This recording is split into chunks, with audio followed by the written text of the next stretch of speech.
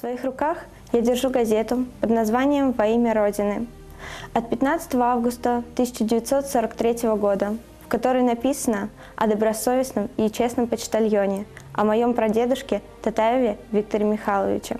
Он был призван на фронт в мае 1942 года.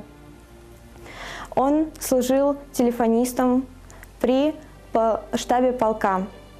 Моя бабушка рассказала мне историю о том, как Виктор Михайлович лишился ноги. В операции под Оршей было в декабре 1943 года было очень тяжело установить телефонную связь, поэтому телефонистам приходилось по холодной земле ползти и восстанавливать связь. Однажды снаряд противника пропал в провода, и они разорвались.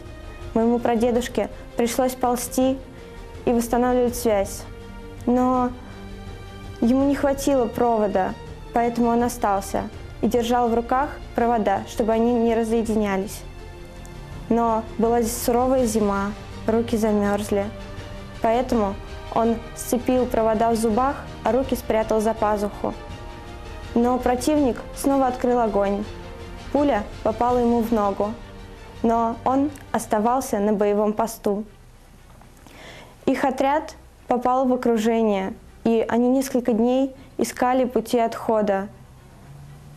Когда они вышли из окружения, его отправили в госпиталь. У него началась гангрена, и ему ампутировали ногу. Почти год он пролежал в госпитале, после чего его отправили домой.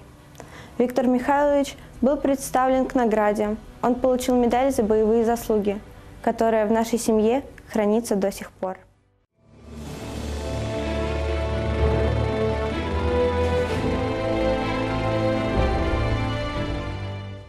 Генеральный партнер проекта – Центр света «Эдисон». Свет вашему дому. Партнеры проекта – Владбизнесбанк. Территория выгодных предложений. Магазин «Автоэмали» – все для покраски автомобилей. Сеть магазинов «Ручеек». Бытовые и промышленные фильтры для воды.